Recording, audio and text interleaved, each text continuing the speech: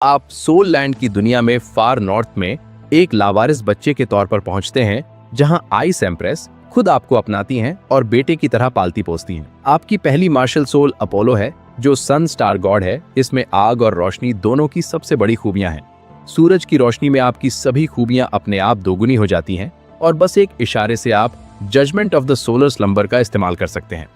आपकी दूसरी marshal soul void profound ice है। ये रैंक की पाबंदियों को नजरअंदाज करके आपकी सभी खूबियों को 3 गुना कर देती है।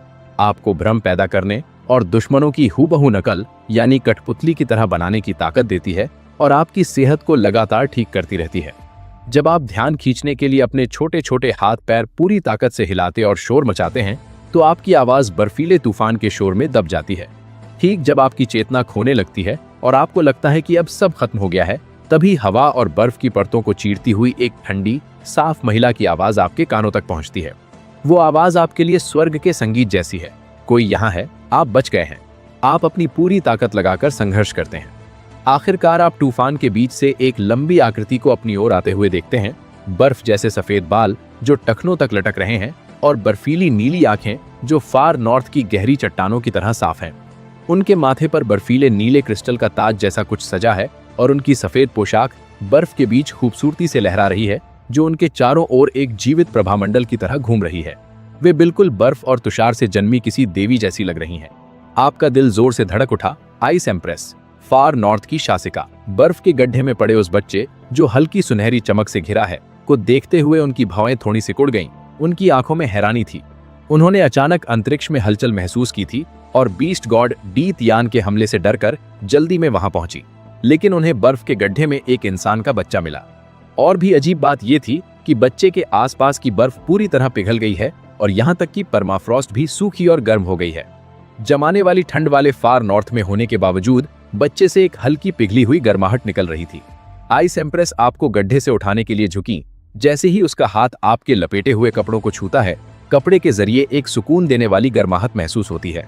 ये आग की तेज गर्मी नहीं, बल्कि बसंत की धूप जैसी हल्की और सुखद एहसास है। एक ऐसा एहसास जो मन को अपने आप शांत कर देता है। एक आइस एम्प्रेस होने के नाते उसे बहुत ज्यादा गर्मी वाली चीजें बिल्कुल पसंद नहीं है। फिर भी आपसे निकलने वाली उस गर्माहट से उसे कोई परेशानी नहीं हुई, बल्कि उसे माहौल अजीब तरह से शांत लगा।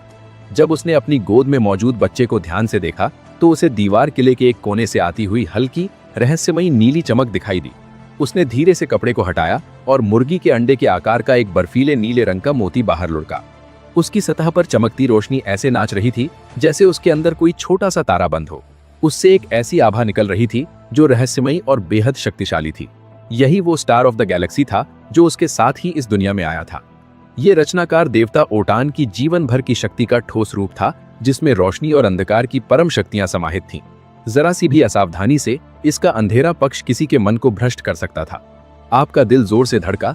आपने सोचा ये तो बुरा हुआ। और सचमुच जैसे ही ज़ुएडी की उंगलियों ने मोती को छुआ, उसका पूरा शरीर जोर से कांप गया। साफ पानी में स्याही की बूंद गिरने की तरह उसकी बर्फीली नीली आंखों में अचानक गहरा अंधेरा छा गया। उसके बर्फ जैसे सफेद बाल धीरे धीरे सिरे से लेकर जड़ तक गहरे काले रंग में बदलने लगे। पाले की जो शांत और सौम्य आभा पहले थी, अब वो उग्र और अस्थिर हो गई। उसके चारों ओर एक भयानक बर्फीला तूफान घूमने लगा और उसके पैरों के नीचे की बर्फ चटकने और टूटने लगी। ज़ुएडी के मुंह से दर्द भरी दबी हुई आवाज निकली और वो एक घुटने के बल बैठ गया। उसका पूरा शरीर कांप रहा था। वो स्टार ऑफ द गैलेक्सी के कालेपन की चपेट में आ रहा था। घबराहट और डर से पसीने पसीने होकर आप बेताबी से चिल्लाए और आपके छोटे हाथों ने ज़ुएडी की आस्तीन को जोर से पकड़कर मरोड़ दिया। घबराहट में ज़ुएडी की उंगलियां ढीली पड़ गईं और स्टार ऑफ द गैलेक्सी उनकी हथेली से फिसलकर सीधे आपके दीवार किले के अंदर जा गिरा। आप बुरी तरह डर गए थे। आपने कभी खुद को ऐसा चुना हुआ व्यक्ति नहीं माना था जो एक रचनाकार देवता के स्तर के अंधकार का सामना कर सके। फिर भी वो बुराई और दर्द जिसकी तुम्हें आशंका थी, वो कभी नहीं हुई। वो मेंदा जिससे कभी इतना डरावना आभा मंडल निकल रहा था, अब तुम्हारी छाती पर चुपचाप पड़ा था। उससे अंधकार का जरा सा भी अंश नहीं निकल रहा था। वो बिल्कुल एक साधारण कांच की गोली की तरह शांत था। उसी समय ज़ुएडी के घेरे हुए अंधेरे का घेरा तेजी से गायब हो गया, जैसे ज्वार भाटे में पानी पीछे हटता है। उसके बाल वापस बर्फ जैसे सफेद हो गए और उसकी आंखों में फिर से स्पष्टता आ गई। हालांकि उसका चेहरा पीला ही था, उस सदमे की निशानी जिसे उसने अभी अभी झेला था। उसने अपनी हथेली की ओर देखा। उसकी सांसें अभी भी उखड़ी हुई थीं। उस पल में वो लगभग पूरी तरह से अंधकार की खाई में डूब ही गया था। इस दीवार वाले किले के अंदर मौजूद इस बच्चे ने ही उसे जबरदस्ती वापस खींचा था।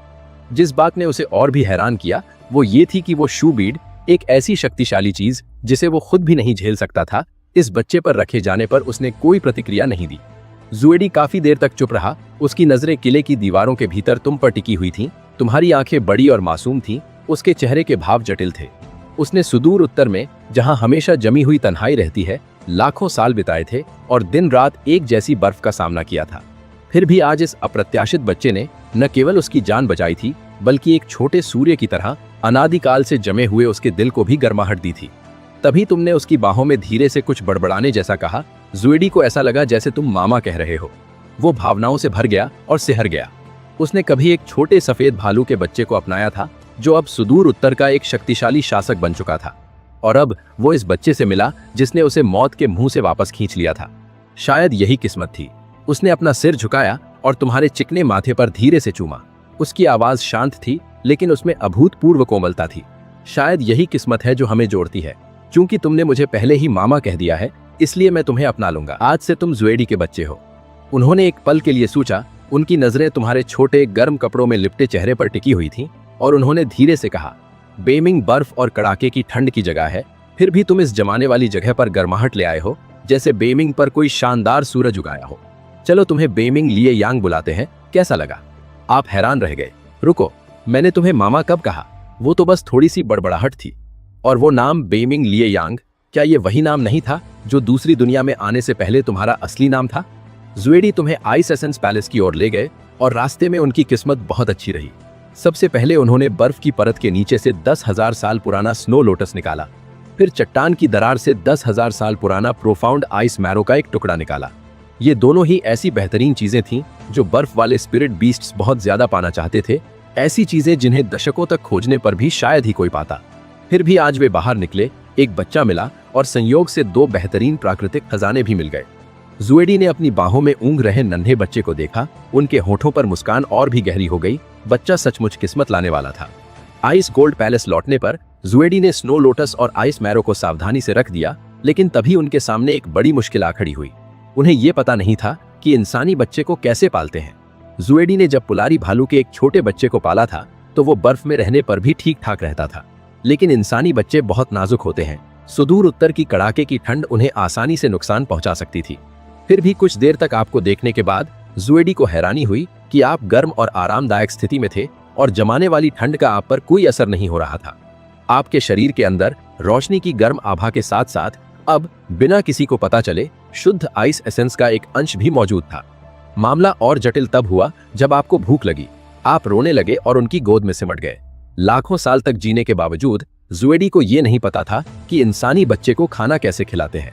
काफी देर तक हिचकिचाने के बाद उसने सावधानी से अपनी आत्मा की शक्ति को इकट्ठा किया, सारी कठोर और बर्फीली नफरत को हटाकर उसे सबसे कोमल ऊर्जा में बदल दिया, और फिर उसे तुम्हें खिलाया। आप बेसुध होकर खा रहे थे और आपको एक झुनझुनी सी महसूस हो रही थी। डोलुआ दुनिया में आने के बाद तुम्हारा पहला खाना खुद जुएडी ने तुम्हें खिलाया था।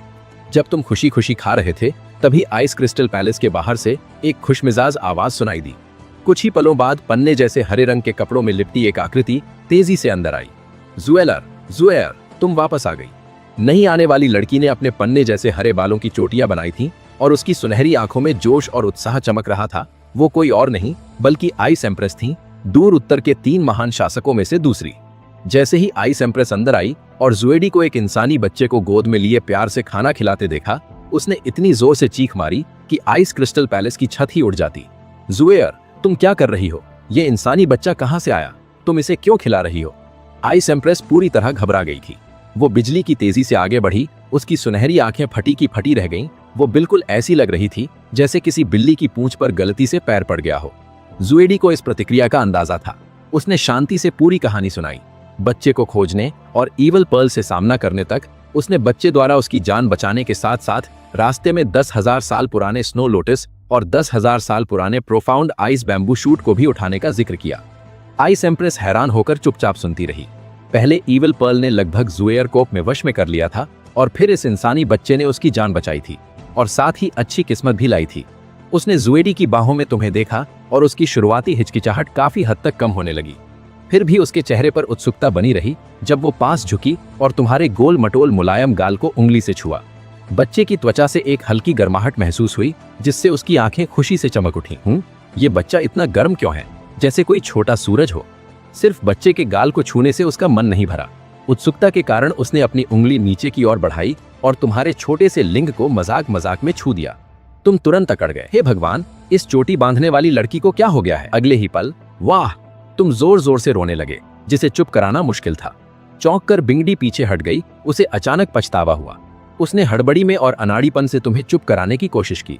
अरे अरे, रोना मत, मैं अब इसे नहीं छूंगी, प्रॉमिस करती हूँ। जुएडी ने झुंझलाते बिंगडी का हाथ हटा दिया, तुम्हें अपनी बाहों में कसकर भर लिया और तुम्हें शांत करने के लिए प्यार से फुसफुसाने लगी। बिंगडी ने अपना सिर खुजलाया। तुम्हारे आंसुओं से भीगे लाल हो चुके छोटे से चेहरे को देखकर उसे तुम और भी अच्छे लगने लगे। तब से आइस गोल्ड पैलेस एक जीवंत जगह बन गया और हमेशा अलग थलग रहने वाली जुएडी एक कोमल, प्यार करने वाली माँ जैसी बन गई। वो सब कुछ खुद संभालती थी। जबकि घमंडी और तीखे स्वभाव वाली आइस एम्प्रेस ऐसी बन गई जिसके काम उसकी तीखी बातों से बिल्कुल अलग थे। वो परेशानी की शिकायत तो करती, लेकिन तुरंत इंसानों की दुनिया में जाकर तुम्हारे शरीर को पोषण देने के लिए दुर्लभ खजाने और दवाइयां ढूंढने निकल पड़ती। ये सुनकर कि एसेंस ग्लू शरीर को मजबूत बना सकता है और स्पिरिट रिंग को सोखने की उम्र की सीमा बढ़ा सकता है, आइस एम्प्रेस बार बार इंसानों की दुनिया में गई और बड़े गुटों और शहर के शासकों के भंडारों पर छापे मारे। लौटने पर वो उन चीजों और सुदूर उत्तर की दुर्लभ जड़ी बूटियों का इस्तेमाल करके एक असरदार टॉनिक बनाती और हर दिन ये पक्का करती कि तुम उसे पूरा पी लो। 6 साल पलक झपकते ही बीत गए। तुम एक मजबूत, जोशीले लड़के बन गए थे और आइस क्रिस्टल पैलेस में रोज तलवारबाजी का अभ्यास करते थे। लगातार पोषण मिलने की वजह से तुम्हारा शरीर तुम्हारे हम उम्र बच्चों से कहीं ज्यादा मजबूत हो गया था। तुम्हारी शारीरिक बनावट एक स्पिरिट ग्रैंड मास्टर जैसी हो गई थी। आखिरकार तुम्हारी स्पिरिट अवेकनिंग सेरेमनी का दिन आ ही गया। आइस एम्प्रेस ने बहुत पहले ही इंसानों के तरीके वाला अवेकनिंग एरे तैयार कर लिया था जिसमें सारी चीजें सही क्रम में रखी हुई थी। स्नो एम्प्रेस पास ही खड़ी थी, उसकी नीली आंखों में उम्मीद भरी थी। बीच में कदम रखो, डरो मत, चाहे कोई भी स्पिरिट जागे, तुम हमारे बच्चे हो। तुमने सिर हिलाया और एरे के बीच में कदम रखा। आइस एम्प्रेस ने अपनी स्पिरिट पावर उसमें डाली। एक सुनहरी चमक तुरंत ऊपर की ओर उठी और तुम्हें पूरी तरह से घेर लिया। तुम्हारी आत्मा की गहराइयों से एक दबी हुई गूंज उठी, जैसे सदियों से सो रहा सूरज अचानक अंधेरी खाई में जाग उठा हो, और एक शानदार दबदबे वाली आभा बाहर की ओर फैल गई। यहाँ तक कि आइस और स्नो एम्प्रेस की आभा भी इसके जवाब में कांप उठी। उन्होंने एक दूसरे की ओर देखा और एक दूसरे की आंखों में गहरा सदमा देखा। इस बच्चे की आत्मा में छिपी शक्ति सचमुच डरावनी थी। अगले ही पल दोपहर की सूरज की तरह तेज लाल रोशनी चारों ओर फैल गई। हवा तुरंत गर्म होकर झुलसने लगी और आइस क्रिस्टल पैलेस की दीवारें उस दबाव से चरमराने और टूटने लगी। अत्यधिक गर्मी ने सुदूर उत्तर की कड़ाके की ठंड को पीछे धकेल दिया। आपके पीछे धीरे धीरे एक विशाल साया उभरने लगा, एक ऐसा शरीर जिसमें पूंछ का फिन और धड़ लाल और चांदी सफेद रंगों से गुथे हुए थे, और वो कोणीय कवच पहने हुए था जो सुनहरी चमक बिखेर रहा था। उसके माथे पर एक सुनहरी आंख चमक रही थी, जबकि उसकी छाती पर मौजूद सोल एसेंस कोर एक छोटे सूरज की तरह धड़क रहा था और रोशनी की लपटें छोड़ रहा था। उसके पीछे एक लाल धनुषाकार प्रभा मंडल से चमकदार सुनहरी रोशनी फूट रही थी। पंखों की तरह फैलते हुए उससे एक झुलसा देने वाली दिव्य शक्ति निकल रही थी जो सब कुछ राख कर सकती थी। दर्जनों मीटर ऊंचा वो साया विशाल हॉल में खड़ा था। वो सूर्य के केंद्र से बाहर निकलते हुए युद्ध के देवता जैसा लग रहा था। साथ ही आपके काले बालों और आंखों में बदलाव आया। आपके बाल चमकदार सुनहरे हो गए और आपकी आंखें जलते हुए लाल रंग की हो गईं, मानो उनमें लपटें उठ रही हों। ये कौन सी मार्शल सोल है? इसका नाम क्या है? बिंगडी ने बेचैनी से पूछा। आपने अपने पीछे उस जाने पहचाने साये को देखा। आपका दिल जोरों से धड़क रहा था। अपोलो, सन स्टार गॉड। बर्फ और बर्फ के सम्राटों ने एक दूसरे की ओर देखा। उनकी आंखों में हैरानी थी। लाखों वर्षों तक जीवित रहने के बावजूद उनमें से किसी ने भी इस नाम की मार्शल सोल के बारे में कभी नहीं सुना था।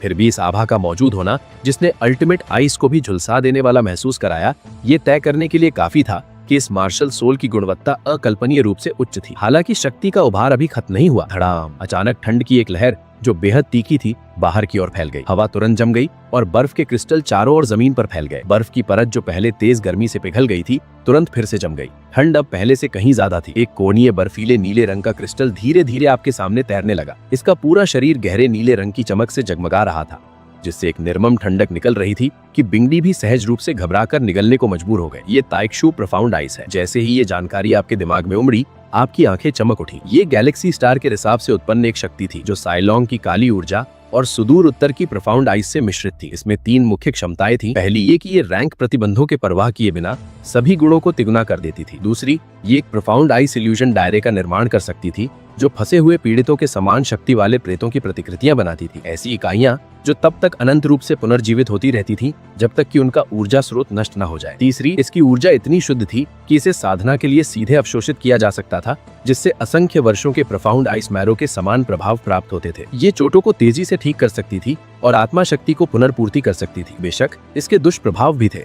अस्थिर इच्छा शक्ति वाले लोगों के लिए संपर्क अंधकारमय शक्तियों द्वारा भस्म होने और कठपुतली बनने का जोखिम था। जुड़वा मार्शल आत्माएं। शी महारानी पहले तो प्रसन्न हुई, लेकिन जल्द ही उनकी भौहें चिंता से तन गई। हिम महारानी का चेहरा तुरंत बदल गया। अरे नहीं, मानव अभिलेखों के अनुसार 2 मार्शल आत्माओं वाले व्यक्ति स्पिरिट रिंग्स को अवशोषित करते ही विस्फोट होकर मर जाते हैं। छोटी भेड़ स्पिरिट रिंग्स को अवशोषित नहीं कर सकती। उस समय बेबी डोंग के पास 2 मार्शल आत्माएं होना एक गहरा रहस्य था। महाद्वीप पर दर्ज हर मामले में यूजर स्पिरिट रिंग्स को अवशोषित करने पर विस्फोट हो जाता था। फिर भी आप मुस्कुराए बिना नहीं रह सकी। आंटी स्नो, आंटी आइस, चिंता मत करो। 2 मार्शल आत्मा इतनी भयानक नहीं है। बस एक मार्शल आत्मा को टाइटल डॉलू रैंक तक विकसित करो, अपने शरीर को उसकी चरम सीमा तक मजबूत करो और फिर दूसरी मार्शल आत्मा में उच्च स्तरीय स्पिरिट रिंग्स जोड़ लो। बस इतना ही आसान है ना? आपने पहले ही सारी योजना बना ली थी। सबसे पहले ताइक्शु प्रोफाउंड आइस यानी आदि शून्य प्रोफाउंड आइस का विकास करो। सुदूर उत्तर के प्राकृतिक लाभों का उपयोग करके तेजी से विकास करो। एक बार जब आप टाइटल डॉलू रैंक तक पहुंच जाते हैं और आपका शरीर पर्याप्त रूप से मजबूत हो जाता है, तो आप सोलर स्टार गॉड अपोलो को 1 लाख साल या यहाँ तक कि कई लाख साल की स्पिरिट रिंगे पहनाते हैं। सोलर एनिहिलेशन की रोशनी के एक ही धमाके से पूरा डोलुओ का महाद्वीप हिल जाता। आइस एम्प्रेस हैरान होकर चुपचाप सुनती रही। ऐसी रणनीति के बारे में उन्होंने कभी नहीं सुना था। सदमे से उभरने से पहले ही उनकी नजर उस क्रिस्टल जैसी ताइक्शु प्रोफाउंड आइस पर पड़ी और उनकी लार टपकने लगी। उसकी आभा और शुद्धता 10,000 साल पुरानी प्रोफाउंड आइस वाटर से भी ज्यादा आकर्षक थी। काफी देर तक हिचकिचाने के बाद उन्होंने स्नो एम्प्रेस का ध्यान न देने का मौका देखकर झुककर उसे जल्दी से चाट लिया। धमाका। आइस एम्प्रेस की आभा अचानक बढ़ गई। उनके सभी गुण उसी क्षण 3 गुना हो गए। एक विशाल उमड़ती हुई शक्ति उनके शरीर में दौड़ गई और उनकी आंखें चमक उठी। लेकिन कुछ सेकंड की खुशी के बाद वो शक्ति तेजी से कम हो गई और वो अपनी असली हालत में वापस आ गई। ये वापस नीचे क्यों आ गई? आइस एम्प्रेस ने बेचैनी से पूछा। आपने बेबसी से आ भरी? आंटी, वो मार्शल आत्मा अभी भी कम लेवल का है। ये असर को ज्यादा देर तक बनाए नहीं रख सकता। साथ ही इसमें कंट्रोल करने का असर भी है। उसे चाटने से असल में आपके अंदर एक कंट्रोल सीड डाल दिया गया है। एक छोटा सा बच्चा जिसने अभी अभी अपना मार्शल वाल जगाया है और वो मुझे कंट्रोल करेगा? आइस एम्प्रेस को यकीन नहीं हुआ। उन्होंने अकड़ कर कहा, मुझे यकीन नहीं है, करके दिखाओ। आप मुस्कुराए। आंटी, अपने गाल को चुटकी काटो, फिर दोनों हाथ ऊपर उठाकर चिल्लाओ।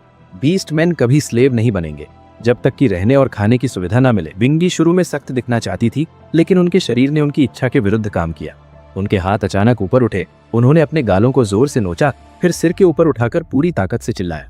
ऑर्क्स कभी गुलाम नहीं बनेंगे जब तक कि रहने और खाने की सुविधा ना मिले। उनकी आवाज गड़गड़ाहट जैसी थी जो पूरे आइस क्रिस्टल पैलेस में गूंज उठी। चिल्लाने के बाद बिंगी वहीं जम गई। श्यूदी ने चुपचाप अपना चेहरा दूसरी तरफ मोड़ लिया। उनके कंधे हल्की हल्की हंसी दबाने की वजह से कांप रहे थे। बिंगी का ध्यान टूटा। उसका चेहरा एकदम गहरे लाल रंग का हो गया और वो चिल्लाते हुए तुम्हारी तरफ झपटी। अरे बदतमीज बच्चे, तुम्हारी हिम्मत कैसे हुई? अपने मजाक को एक तरफ रखें तो आइस और स्नो दोनों भाई बहन सच जानते थे। इस बच्चे की मार्शल आत्मा पहले से ही इतनी ताकतवर थी कि डोलुओं के महाद्वीप की जानी पहचानी हर चीज को चुनौती दे सके। अभी अभी जागने के बावजूद ये लाखों वर्षों की साधना वाले स्पिरिट बीस्ट की खूबियों को 3 गुना कर सकती थी और कुछ समय के लिए उस पर काबू भी पा सकती थी। जरा सोचिए कि पूरी तरह से विकसित होने पर यह बच्चा कितना खतरनाक हो जाएगा। मार्शल आत्मा के जागने के बाद जन्मजात स्पिरिट पावर का टेस्ट हुआ। जैसे ही आपने क्रिस्टल बॉल पर अपना हाथ रखा, पूरे गोले में एक चकाचौंध देने वाली रोशनी फैल गई जो बाहर निकलकर पूरे आइस क्रिस्टल पैलेस को रोशन कर रही थी। जन्मजात पूरी स्पिरिट पावर, बिल्कुल जैसा सोचा था। बिंगी ने उत्साह से तालियां बजाई। जन्मजात पूरी स्पिरिट पावर का मतलब एकदम शिखर से शुरुआत करना था। उन 2 ग्रेड 8 मार्शल आत्माओं के साथ भविष्य में असीमित संभावनाएं थी। जदी को भी पूरा भरोसा हो गया। उसने तुरंत वो खजाने निकाले जिन्हें उसने बरसों से संभाल कर रखा था। 20,000 साल पुराने आइस पोलर फैंटम फॉक्स की एक बाहरी स्पिरिट बोन, साथ ही 10,000 साल पुरानी ice marrow grass, ice soul nether fruits और myriad year cold jade leaves का ढेर, और वो सब तुम्हारे हाथों में थमा दिए। इन रहस्य खजानों को सोखने के बाद तुम्हारा शरीर एक उच्च रैंकिंग स्पिरिट किंग के स्तर तक पहुंच गया, जबकि तुम्हारी आध्यात्मिक शक्ति स्पिरिट एम्परर के स्तर तक पहुंच गई। बाहरी स्पिरिट बोन ने तुम्हें भ्रम को देखने, आध्यात्मिक वेधन और सभी गुणों को बढ़ाने जैसी क्षमताएं दी। ऐसी क्षमताएं जो जबरदस्त थी। असाधारण प्रतिभा वाले इस बच्चे को देखकर बिंगी के मन में एक साहसिक विचार। वो जेदी के करीब झुकी। उसकी आंखें चमक रही थी। जेदी, जरा सोचो, शिया यांग का टैलेंट बहुत जबरदस्त है और वॉइड प्रोफाउंड आइस लगातार बेहतरीन रिसोर्स बना सकता है। क्यों ना हम एक गॉड मेकिंग प्रोजेक्ट शुरू करें? सुदूर उत्तर में हजारों 10,000 साल पुराने स्पिरिट बीस्ट है। हमने यहाँ सदियों से राज किया है, इसलिए वफादार साथियों का एक समूह बनाना मुश्किल नहीं है। वे बूढ़े और कमजोर जीव 10,000 साल पुराने सोल बीस्ट खत्म होने के बजाय छोटे मेमने के लिए खुद को कुर्बान करने का फैसला करते हैं, जिससे उसकी आत्मा का एक अंश बचा रहता है। जैसे 10,000 साल पहले एंजल गॉड और सी गॉड थे, वैसे ही अब हम सुदूर उत्तर के देवता को तैयार करेंगे। ज़ेदी कुछ पलों के लिए खामोश हो जाती है और उस नौजवान को देखती है जो पास ही अपनी मार्शल आत्मा को समझने की कोशिश कर रहा है। उसके होठों पर हल्की सी मुस्कान आ जाती है। ठीक है, गॉड मेकिंग प्लान अब शुरू होता है। आइस और स्नो एम्प्रेस के पूरे सपोर्ट से तुम्हारी लेवलिंग की रफ्तार तेजी से बढ़ती है। तुम्हारी पहली सोल रिंग 11,000 साल पुराने आइस वॉल एम्परर स्कॉर्पियन के बलिदान से मिलती है, जिससे तुम्हें mystic ice myriad forms soul skill मिलती है। तुम्हारी दूसरी सोल रिंग 15,000 साल पुराने आइस वॉल एम्परर स्कॉर्पियन से तुम्हें आइस स्टॉर्म सोल स्किल मिलती है। इन दो 10,000 साल पुरानी सोल रिंग्स के साथ तुम सीधे लेवल 29 यानी ग्रेट सोल मास्टर पर पहुंच जाते हो और तुम्हारी ट्रू बॉडी आर्मर समय से पहले ही प्रकट हो जाती है। इसके बाद अपनी पिछली जिंदगी की यादों के सहारे तुम ज़ेदी और बिंगडी को हेवन डाउ एम्पायर की सीमा पर मौजूद मायरिडियर मिस्टिक आइस मैरो के भंडार तक ले जाते हो। तुम इस कीमती मैरो के 57 खंबे हासिल करते हो, जिससे ज़ेदी और बिंगडी सफलतापूर्वक अपने ट्रिब्यूलेशन ब्रेक थ्रू से गुजर पाती है और उनकी कल्टीवेशन हजारों साल बढ़ जाती है। टाइटन स्नो डेमन किंग और आइस बियर किंग श्याओबाई एक एक करके तुम्हारे सामने झुकते हैं और तुम्हारे वफादार साथी के तौर पर पूरी निष्ठा की कसम खाते हैं। दूर उत्तर का 6 साल का युवा मास्टर, जिसके पास 2 गॉड टियर मार्शल सोल्स है, लाखों वर्षों की साधना वाले 3 ओवरलॉर्ड्स का साथ है और मायरिडियर मिस्टिक आइस मैरो का पूरा भंडार है। और ये तो बस शुरुआत है। आगे आप आइस फायर यिन यांग वेल पर कब्जा करने और पॉइजन डाउनुओ डूगुबो को हराने के लिए सनसेट फॉरेस्ट जा रहे हैं। फिर आप नॉर्डिंग सिटी जाकर 1,00,000 साल पुरानी सॉफ्ट बोन रैबिट को पकड़ेंगे और तांग सान के कुछ करने से पहले ही उसे अपने सोल रिंग के तौर पर हासिल कर लेंगे।